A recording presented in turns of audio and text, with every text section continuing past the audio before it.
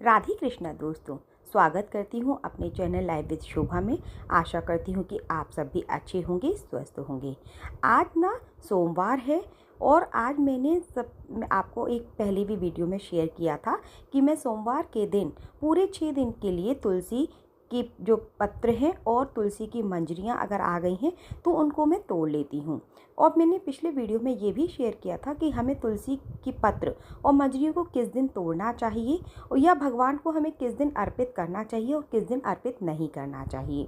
तो इस तरीके से आज मुझे भगवान विष्णु को तुलसी की सेवा अर्पित करनी थी। इसके लिए मैंने यहाँ पे सॉफ्ट जो कोमल तुलसी की मंजरियाँ आ गई थी उनको मैंने तोड़ लिया है और इनको अच्छे से तुलसियों को मंजरियों को इकट्ठा करके अच्छे से झाड़ लीजिए, क्योंकि कभी कभी क्या होता है इनमें कोई कीड़ा मकोड़ा होता है या आप तुलसी इन सबको देख लीजिए, अगर इनमें कोई ख़राब तुलसी का भी पत्ता आ गया है या कटा फटा है तो उसको भी आप इस तरीके से साइड कर दीजिए और तुलसी पत्र को और तुलसी मंजरियों को साफ़ कर लीजिए।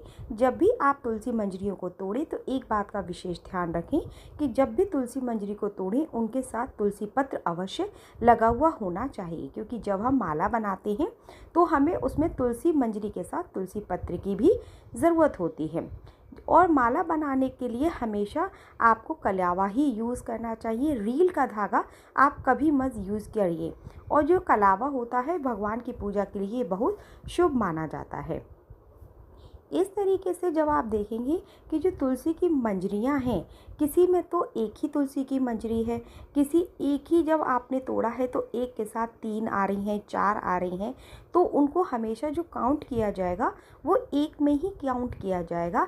आप ऐसा नहीं सोच सकते कि इसमें 3 तुलसी की मंजरियां हैं तो ये 3 की मंजरी हो गई, नहीं, वो काउंटिंग में सिर्फ एक ही रहेगी।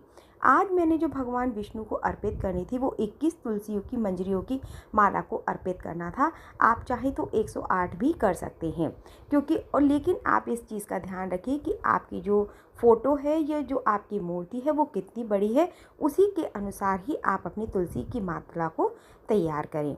तो इस तरीके से मैंने कच्चा सूत ले लिया है और इस तरीके से जब वो उंगली में घुमा के इस तरीके से नॉट लगाते हैं, इस तरीके से आप दोबारा देखिए कि जब मैंने एक राउंड लगा लिया और बीच में से धागा निकाला और उस बीच के धागे में तुलसी मंजरी की जो डंडी थी उसको फंसा के फिर हम इसको अच्छे से टाइटली खींच देते हैं, तो ये बहुत अच्छी तरीके से नॉट लग जाती है और ये नॉट खुलती भी नहीं है।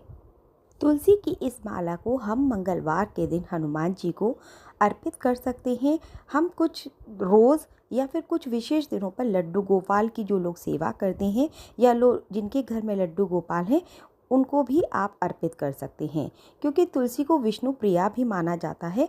इसलिए आप तुलसी की माला बनाकर विष्णु भगवान को भी अर्पित कर सकते हैं और जो भी हमारे कष्ट होते हैं या कर्ज से मुक्ति के लिए विष्णु भगवान उन कष्टों को हर लेते हैं। भगवान राम को भी तुलसी की माला आप अर्पित कर सकते हैं और साथ ही हनुमान जी को जब भी भोग लगाएं तो साथ में एक तुलसी का पत्र अवश्य उसमें रखें। इस तरीके से मेरी तुलसी की माला बनकर हो गई है रेडी। मेरी थोड़ी बड़ी बन गई थी और क्योंकि फ़ोटो जो है वो मेरी छोटी है तो इस तरीके से मैंने उसको कर दिया है डबल। और इस तरीके से जब मैं अपनी सुबह की पूजा में बैठी तो उसके बाद इस तरीके से मैंने विष्णु भगवान को उनको अर्पित कर दिया, क्योंकि उसके बाद लाल पुष्प अर्पित किया, उनको हमने दीपक जलाकर उनकी आरती की और उसके बाद उनको भोग लगाया। इस तरीके से अगर आपको ये मेरा भगवान विष्णु को माला पहनाने का वीडियो पसंद आया हो तो मुझे लाइक करें और सब्सक्राइब करें। धन्यवाद।